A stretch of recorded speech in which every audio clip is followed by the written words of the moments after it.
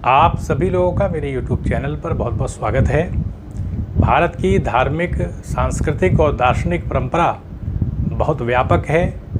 एक छोटा सा प्रयास है आपके सामने कि जो दार्शनिक पक्ष है उसमें जो बड़े बड़े विचारक हैं, संक्षेप में उनका विचार, उनका सिद्धांत, उनका दर्शन आपके सामने रखा जाए। तो अगर आपको वीडियो अच्छा लगता है तो आप शेयर कर सकते हैं, लाइक कर सकते हैं, सब्सक्राइब कर सकते हैं। शेयर करने से दूसरों तक भी जानकारी पहुंच जाती है। मध्वाचार्य द्वैतवाद के बहुत बड़े दार्शनिक थे।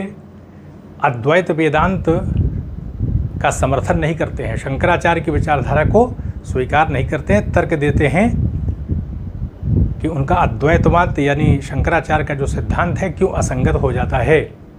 मध्वाचार्य 5 प्रकार के भेद को भी स्वीकार करते हैं, यानी द्वैतवाद के समर्थक है तो मानते हैं कि ईश्वर स्वतंत्र रूप से अगर देखा जाए तो उसकी सत्ता है, यानी ईश्वर स्वतंत्र तत्व के तौर पर रहता है, अस्वतंत्र तत्व के तौर पर या परतंत्र तत्व के तौर पर जीव और प्रकृति की सत्ता रहती है। जीव और प्रकृति ईश्वर पर ही आश्रित हो जाते हैं, लेकिन हमेशा से रहते हैं। तो स्वतंत्र तत्व और परतंत्र तत्व के तौर पर 2 बातों को स्वीकार करते, इसलिए उनका सिद्धांत द्वैतवाद कहलाता है। वो मानते हैं कि अगर हम शंकराचार्य की बात को स्वीकार कर लेते हैं तो कहीं ना कहीं जीव की सत्ता, क्योंकि शंकराचार्य के साथ जीव ब्रह्म का ही अंश है और जगत जो है वो मिथ्या हो जाता है, तो एकमात्र ब्रह्म की सत्ता रह जाती है। जबकि वेदों के अंदर देखा जाए और प्रत्यक्ष प्रमाण के आधार पर देखें तो संसार वास्तविक दिखाई पड़ रहा है, जबकि शंकराचार्य के दर्शन में व्यवहारिक है, भ्रमात्मक है, विवर्त रूप है, प्रतिबिंबात्मक है, आभासिक है। तो इस आधार पर मध्वाचार्य अपना द्वैतवादी दर्शन प्रस्तुत करते हैं और 5 प्रकार का भेद स्वीकार कर लेते हैं। बताते हैं भेद का मतलब क्या है। भेद का अर्थ होता है अंतर होना। अंतर किस आधार पर होगा? सत्ता के आधार पर होगा, ज्ञान के आधार पर होगा, शक्ति के आधार पर होगा। सीमा हो जाती है भेद में। इसका अर्थ यह है कि ईश्वर का जीव से भेद हो जाएगा। ईश्वर की सत्ता बहुत व्यापक है, सर्वशक्तिशाली है, सर्वज्ञ है, वो सर्वव्यापक है। जीव की सत्ता ऐसी नहीं, जीव अंश के तौर पर है, ईश्वर पर ही आश्रित है, हमेशा से है। इस आधार पर ईश्वर का जीव से भेद है, ईश्वर का जड़ तत्व से भी भेद है, जीव का जीव से भी भेद है, जीव का जगत से भेद है, जगत का जगत से भेद है, यानी जड़ का जड़ से भी भेद है। तो 5 प्रकार के भेद स्वीकार करते हैं वो। ईश्वर का जीव से भेद बता देते हैं, फिर ईश्वर का जगत से भेद बता देते हैं। जीव का जीव से भी तो भेद है, अलग अलग प्रकार के जीव हैं, उनके बीच में भी भेद है। तो जीव का जीव से भेद है, जीव का जड़ तत्व से भी तो भेद है, और फिर जड़ का जड़ से भी भेद है। तो 5 प्रकार के भेद, 5 भेदों को स्वीकार कर ले। तो इसका मतलब क्या है कि भेद का अर्थ है कि अलग अलग सत्ता है, इसलिए द्वैतवादी उनका दर्शन है, अद्वैत को नहीं मानते हैं।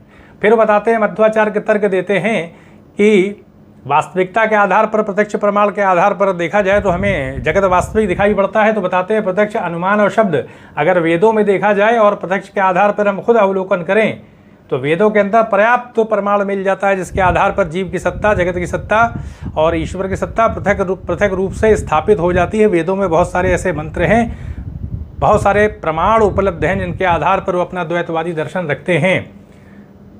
इस आधार पर बताते हैं कि अगर हम मान लेते हैं कि ईश्वर एकमात्र ब्रह्म की सत्ता अगर स्वीकार कर लिया जाए तो बताते हैं फिर भक्ति का पूरा मामला ही आधारहीन हो जाएगा। जीव की सत्ता अलग है, ईश्वर की सत्ता अलग है, तो भक्ति का भाव जीवित रहता है, भक्ति का आधार ही समाप्त हो जाएगा शंकराचार्य के दर्शन में। इसलिए भक्ति को जीवित रखने के लिए यानी जो भक्ति परंपरा, जो भक्ति का पक्ष है, ये स्थापित करते हैं मध्वाचार्य। बताते हैं ईश्वर और जीव एक होने पर अगर एक ही स्वीकार कर लिया जाए तो भक्ति निराधार हो जाएगी। तो भक्ति का एक प्रमाण देते हैं कि भक्ति के आधार पर ईश्वर की सत्ता सर्वोच्च है। जीव ईश्वर पर ही आश्रित है, हमेशा से रहता है, लेकिन वो आश्रित हो जाता है जीव पर। वो कोई भी क्रिया ऐसी नहीं कर सकता जो जीव के द्वारा, ईश्वर के द्वारा स्वीकृत न हो।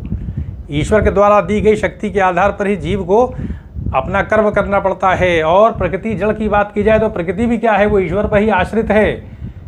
ये जो प्रकृति है ये अपने आप से सृष्टि का निर्माण नहीं कर सकती, ईश्वर के द्वारा ही रचना की जाती है। तो अगर आप देखें तो इस आधार पर ईश्वर निमित्त कारण तो हो जाता है, बनाने वाला तो हो जाता है, क्योंकि रॉ मटेरियल के तौर पर जड़ तत्व की सत्ता तो पहले से ही है। लेकिन देखा जाए जड़ तत्व तो निष्क्रिय है, कोई क्रिया कहाँ करेगा, और क्रिया देने का काम, क्रिया करने का काम, पूरी जगत को बनाने का काम तो ईश्वर के द्वारा ही किया जा रहा है, और जगत ईश्वर पर ही आश्रित है। तो कुछ विद्वान ये मान लेते हैं कि अप्रत्यक्ष रूप से ईश्वर उपादान कारण भी हो जाता है, अप्रत्यक्ष रूप से बता रहे हैं, क्योंकि सब कुछ ईश्वर ही करता है। हाँ, ये है कि जड़ तत्व की सत्ता है, ईश्वर पर आश्रित है, इसलिए ईश्वर को निमित्त कारण मुख्य रूप से स्वीकार कर लिया जाता है, क्योंकि जड़ तत्व की सत्ता तो पहले से ही, इसलिए ईश्वर सिर्फ निमित्त कारण बन जाता है और जगत उपादान कारण के तौर पर रहता है। नहीं, वो पदार्थ जैसे मिट्टी है तो उपादान कारण है, वो उपादान है, मटेरियल, उसके आधार पर घड़ा बनेगा।